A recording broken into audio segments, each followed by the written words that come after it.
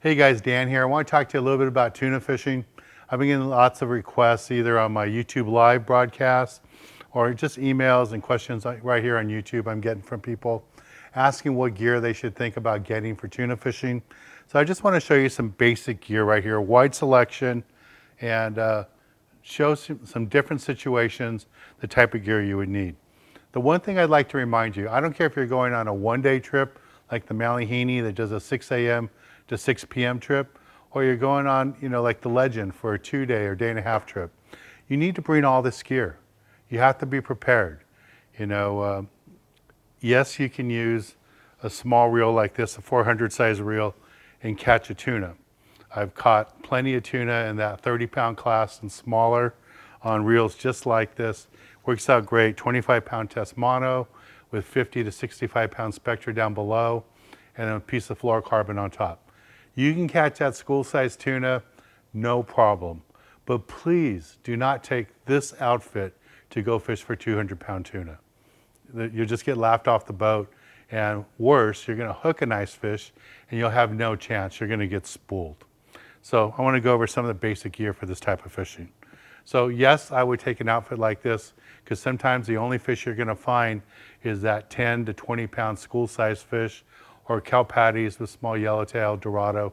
So yes, I would take one outfit like this.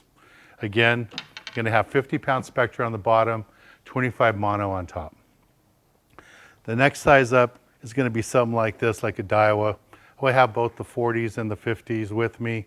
And you put anywhere on here from 40 to 60-pound test line will work out fine. Again, spectra on the bottom, 65-pound spectra, and then put your mono on top.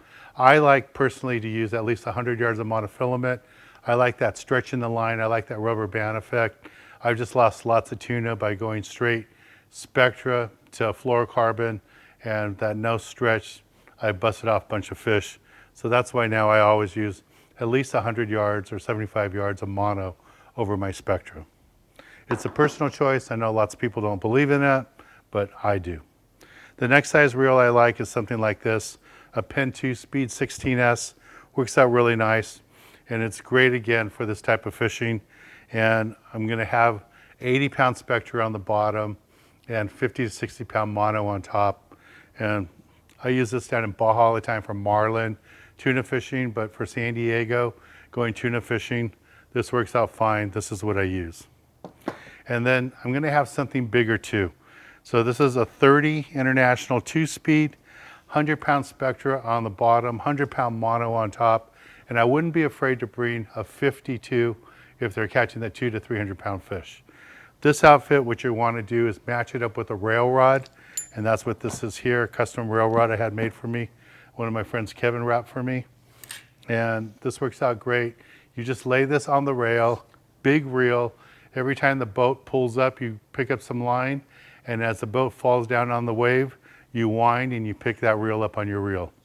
You want to get that line that way, and then when the fish are right below you, right straight down, doing that cartwheel, that's when you want to press the button and use the 2-speed, the low speed on there.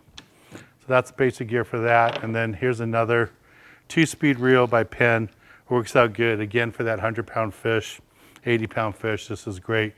I wouldn't be afraid to catch 150-pound fish, maybe even 200-pound fish on this, but again, another larger reel. This is a Graphite 2-speed reel by Penn, and it works out good. I just want to emphasize to you that you have to have a selection of gear. You never know if it's going to be that small school-sized fish you're going to catch, or you're going to have that once-in-a-lifetime trip where every fish is over 100 pounds, 100, 300-pound fish on the boat, and you have to be prepared. In the old days, I would tell you, if you're going on a one-day trip like the Malihini, you don't have to worry about this gear, but you can't say that anymore because monster fish are being caught off San Diego every week. When we get into the season, those big tuna are swimming closer and closer to shore, and this is what you need for that. Now, as far as artificials, if you see the school-sized fish or the other tuna breaking on the surface, a popper jig works out good. Something like this will work out nice. Traditionally, we catch a lot of tuna when they're right in the corner in the chum, the smaller school fish, that 20 to 50-pound fish. I like to use a magic metal jig. I'll cast it out, swim it back kind of fast, let it sink down a little bit and swim it back kind of fast. And it works out really good for that school-sized tuna. Doesn't matter if it's bluefin or yellowfin. Nighttime, you're gonna go deep. I like to use the Magic Metal 10 ounce, and then also use knife jigs, flat fall jigs, different sizes, and get them all rigged for tuna fishing. Go to your local tackle store, ask them to rig them up for you with single hooks, and it works out good. This is a flat fall. This is the way it comes out of the package. I would take these hooks off and take this line off it and get it rigged out correctly at your local tackle store. Have leaders put on it. Yes, you can get some of that done for you on the boat and the crews will help you out. But really, when you get on the boat, you want to be prepared. The crew's got lots of work to do, and if the more prepared you show up, the better chance you're going to have of catching fish. And remember, it's not like the old days where you just fish during the day. Now you have to be prepared to fish at night, and that's where those flat falls, the SK jigs, the knife jigs, the magic metals, fish down deep in the dark is where they're catching those bigger fish most of the time. And if they're not using a kite, that's how they do it. And another tool I would bring with you is a Boomerang Tool.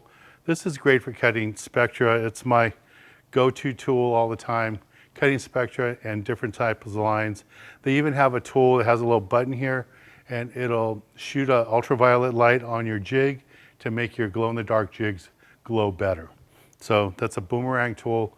Make sure all of you have it. You should have it with you in your tackle box every time you go fishing, not just tuna fishing, but every type of fishing you do.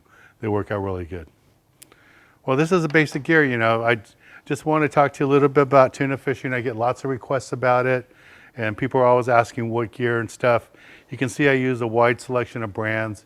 I just want to point out to you the basic gear you need, and spend some time. Go visit your local tackle shop wherever you live in Southern California or around the country. Go visit your local tackle shop, ask them questions, spend a little bit of time there. So support your local tackle shop and buy your gear there, and they'll give you all the information you need. All right, please join me every Tuesday and Thursday right here on YouTube for my YouTube Live at 7 p.m. Pacific Standard Time. You can ask me more questions about this or anything about fishing. We have lots of other experts on there. Be glad to help you out too.